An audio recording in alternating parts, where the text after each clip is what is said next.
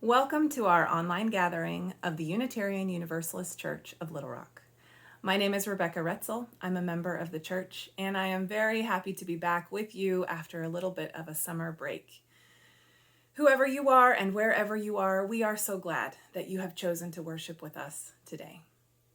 This is our service for Sunday, August 8th, 2021. And whether you're joining us for the first time or from another place far across the world, we are so glad to welcome you to our worshiping community. Today we are welcoming to our pulpit a guest speaker, Jake Hearen.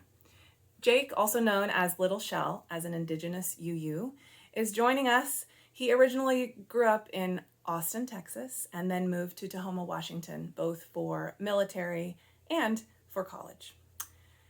Tacoma Unitarian Universalist Congregation supported his request to become an aspirant, and the UUA approved an ascension into the Army Chaplain Candidate Program.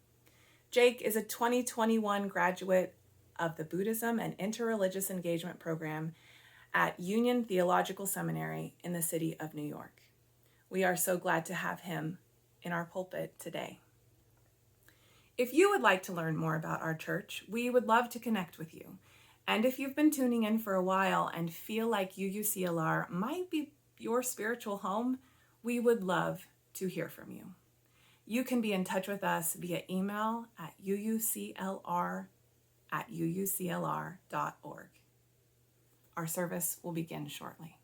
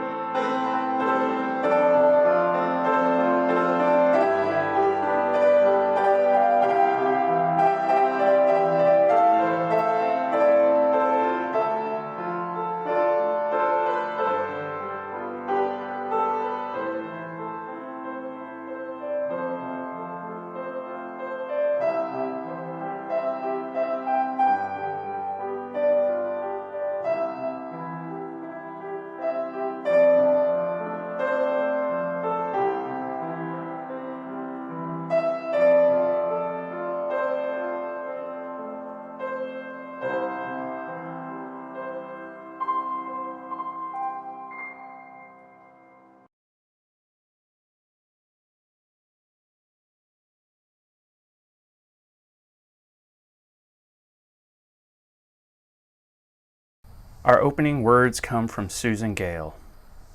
As long as you feel pain, you're still alive. As long as you make mistakes, you're still human. And as long as you keep trying, there is still hope.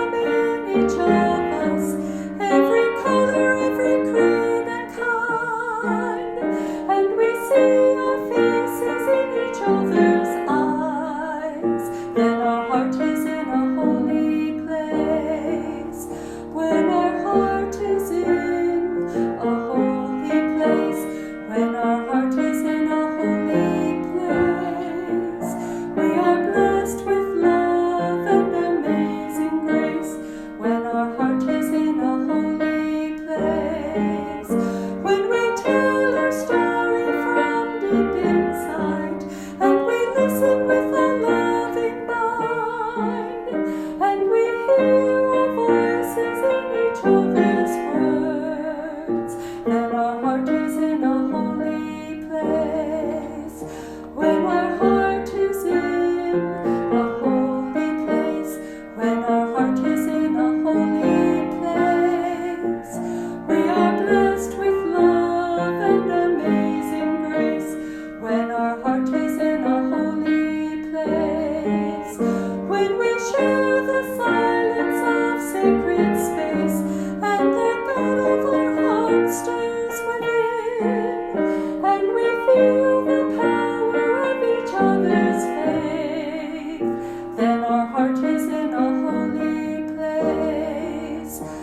when our heart is in a holy place, when our heart is in a holy place.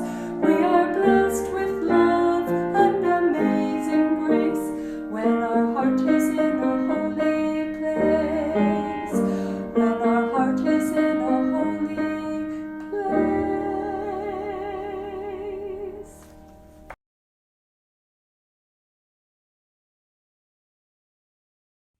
I'm Margaret McClellan. Please join me in saying the affirmation of covenant. Love is the doctrine of this church. The quest for truth is its sacrament, and service is its prayer. To dwell together in peace, to seek knowledge and freedom, to serve humankind in fellowship, to the end that all souls shall grow into harmony with the divine. Thus do we covenant with each other.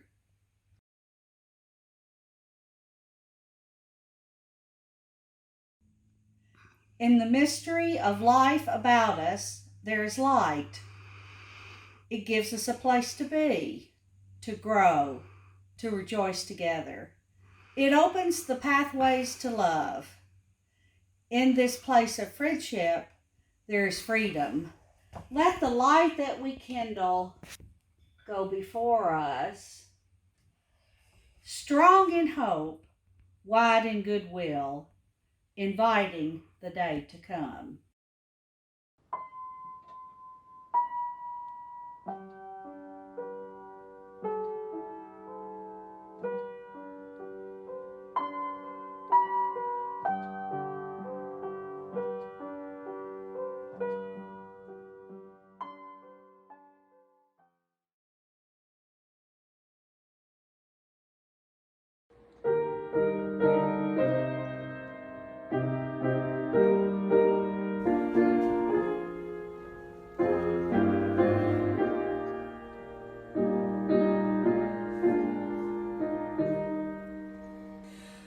We would be one in building for tomorrow a nobler world than we have known today. We would be one in searching for that meaning which binds our hearts and points us on our way. As one we pledge ourselves to greater service, with love and justice strive to make us free.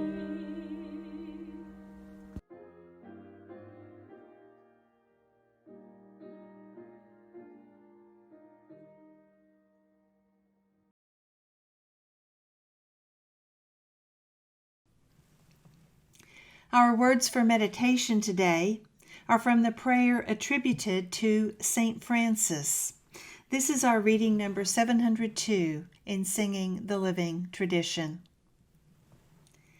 Where hate rules, let us bring love. Where sorrow, joy. Let us strive more to comfort others than to be comforted, to understand others than to be understood, to love others more than to be loved. For it is in giving that we receive, and in pardoning that we are pardoned.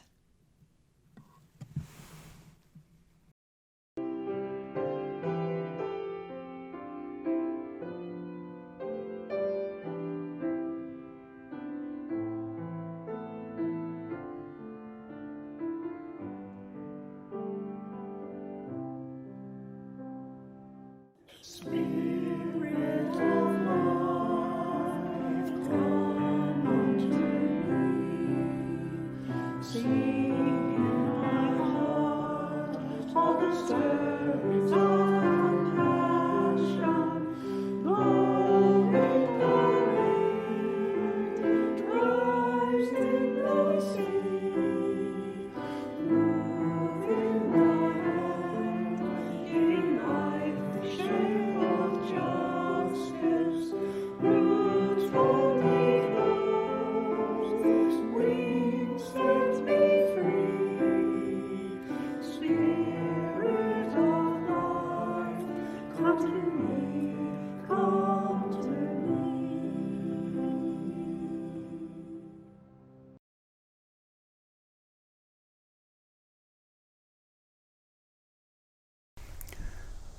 Our reading, The Person in the Arena, is an adaptation of the famed section, The Man in the Arena, from President Theodore Roosevelt's Citizenship in a Republic speech given 1910 in Sorbonne, France.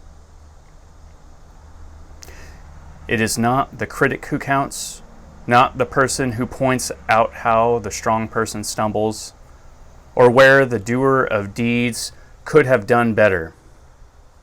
Credit belongs to the person who is actually in the arena, whose face is marred by dust and sweat and blood, who strives valiantly, who errs, who comes short again and again, because there is no effort without error and shortcoming. But who does actually strive to do the deeds? Who knows great enthusiasms, the great devotions? Who spends themselves in a worthy cause? Who at the best knows in the end of triumph of high achievement, and who at the worst, if they fail, at least fails while daring greatly, so that their place shall never be with those cold and timid souls who neither know victory or defeat.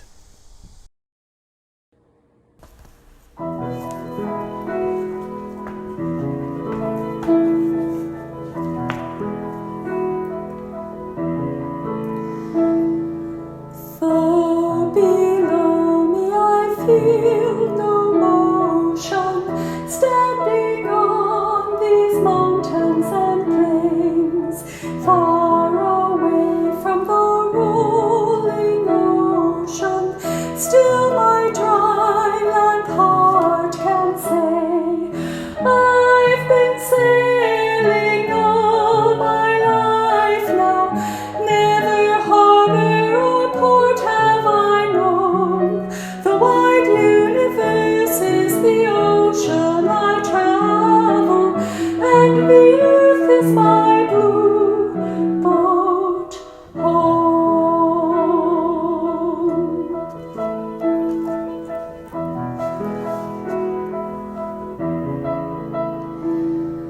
Sun, my sail, and moon, my rudder, as I ply the starry sea, leaning over the edge in wonder, casting questions into the deep, drifting here with my ship's companions, all we kindred pilgrim souls, making our way by the lights of the heavens in our beautiful blue boat home.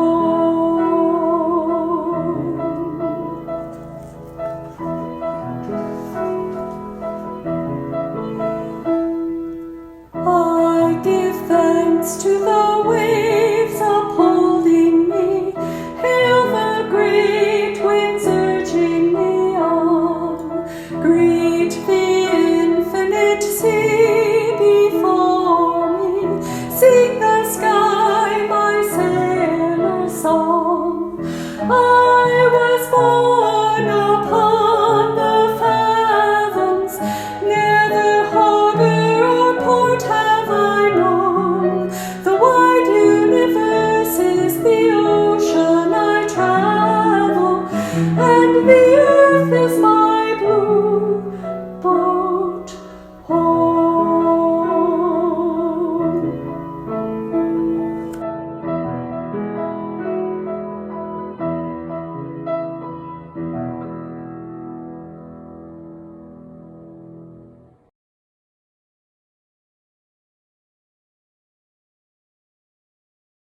This reading comes from the indigenous rapper and dancer Supaman, as this to say what dance means to him. They say to dance like no one is watching. I think that implies that we are afraid or ashamed to dance in front of the people. I say dance like everybody is watching. Dance like your children are watching, your ancestors, your family. Dance for those who are hurting, those who can't dance, those who lost loved ones, and those who suffer injustices all over the world. Let every step be a prayer for humanity. Most of all, dance for the Creator, who breathed in your soul so you may celebrate this gift of life.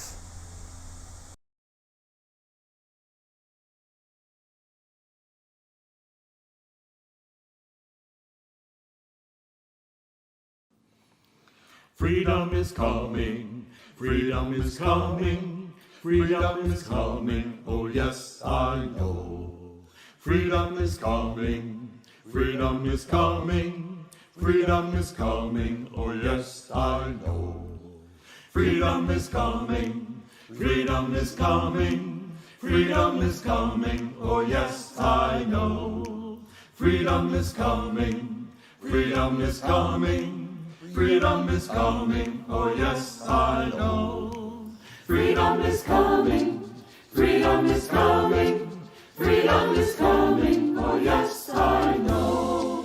Freedom is coming, freedom is coming, freedom is coming, oh yes, I know. Freedom is coming, freedom is coming, freedom is coming, oh yes, I know. Freedom is coming, freedom is coming, freedom is coming, oh yes, I know. Oh yes, I know. Oh yes, I know. Oh yes, I know. Oh yes, I know. Freedom. Oh yes, I know. Oh yes, I know. Freedom is coming. Oh yes, I know. Freedom is coming. Freedom is coming. Freedom is coming. Oh yes, I know. Freedom is coming. Freedom is coming. Freedom is coming. Oh yes, I know. Freedom is coming. Freedom is coming. Freedom is coming. Oh yes, I know. Freedom is coming. Freedom is coming. Freedom is coming. Oh yes, I know.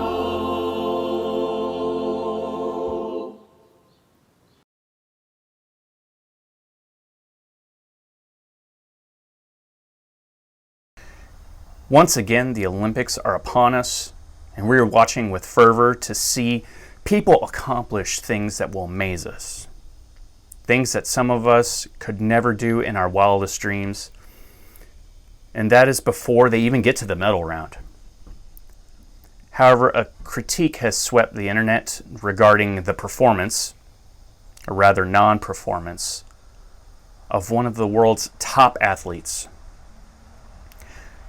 During the warm-ups and first rotation of the team all-around competition, Simone Biles suffered mishaps such as stepping off the vault landing mat or bouncing off the floor exercise area.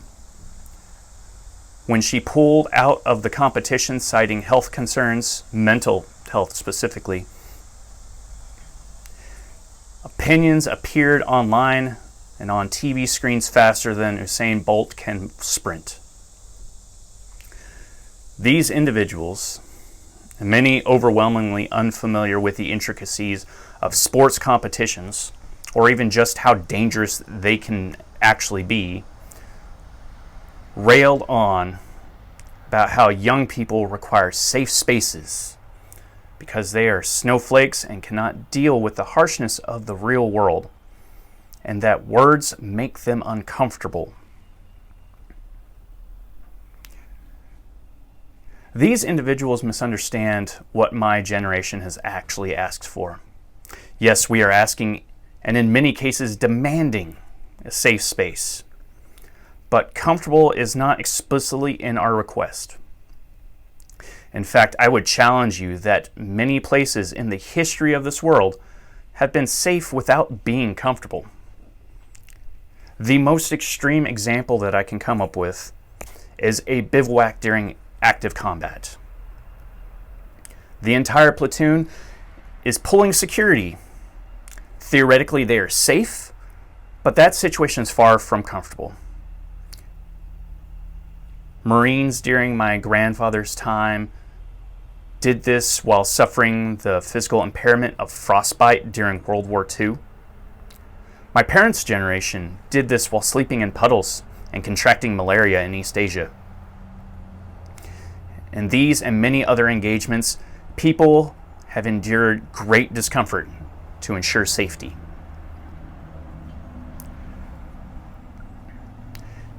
Now, this is an intentionally audacious example, considering most of us will not see combat. A better anecdote to illustrate this point, especially while the Olympics are happening, is the inception of the very first Dream Team. Now, leading up to the 1992 Olympics in Barcelona, the decision was made to allow professional athletes to participate in what had previously only been an amateurs contest. Fortunately, Chuck Daly and his coaching staff realized how potentially problematic this could be without a methodical and deliberate approach. You see, while many athletes who join professional sports or attain the elite status they're certainly exceptional, but most sports teams only have one or possibly two stars. The potential with this first Dream Team rests in the fact that it was filled with stars. Michael Jordan, Patrick Ewing, Charles Barkley, and even Magic Johnson made a return. Players that we still talk about today. Now, the genius of Daly and the coaching team rested in the team's very first practice. During the scrimmage, the Dream Team played against some of the best college players at the time behind closed doors. Coach Mike Krzyzewski, Coach K, who later became Team USA's head coach, but served as an assistant coach for the 1992 Olympics, has pointed out that Daly told him and the other coaches, as they pulled out their notepads, to just watch. Daly proceeded to intentionally make suboptimal substitutions and calls that ultimately resulted in a loss. They wanted to show these men, who were at the prime of their career or on its precipice, that they could still be beaten behind closed doors with absolutely no actual proof other than their word that they lost, and lost badly. Honestly, who is comfortable with losing? Some people are better than others, and when it comes to losing or having unanticipated outcomes, we try to build this into our pedagogy by affording students the opportunity to risk non-success in a safe environment in the pursuit of individual growth. It is a process we do not limit to youth. The Actors Studio was created as a safe space for its membership, those acting within view of the audience, as well as the playwrights and directors, and those whose work is not readily seen, to learn and practice the craft of acting without jeopardizing their career. In a sense, the Actors Studio for them is like the closed-door scrimmage of the Dream Team, allowing them to fail in such a way that it will not be the end of there. By denigrating safe spaces and characterizing them as places of comfort, We internalize toxicity through the imposition of pervasive perfectionism.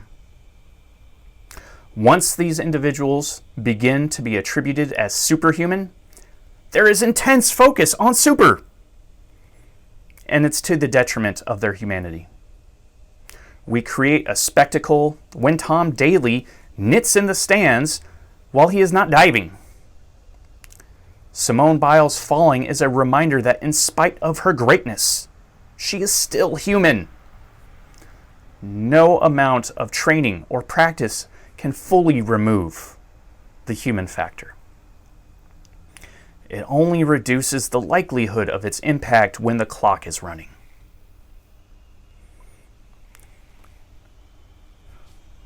We cannot allow ourselves to be lulled into a sense of complacency. That we consistently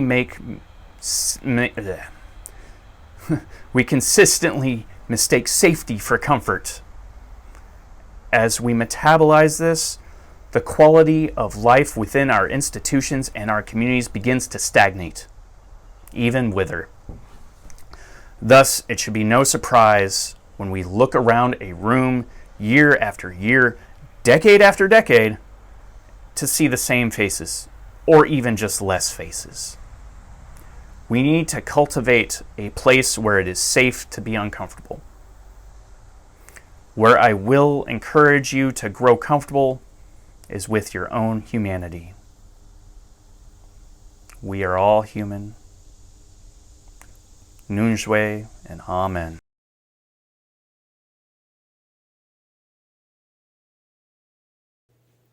As is our custom when we close worship each week, we say words of hope for each other and for our world. So wherever you may be right now, I invite you to say with us these words of blessing. Go out into the world in peace. Have courage. Hold on to what is good. Return to no person evil for evil. Strengthen the faint-hearted. Support the weak. Help the suffering. Honor all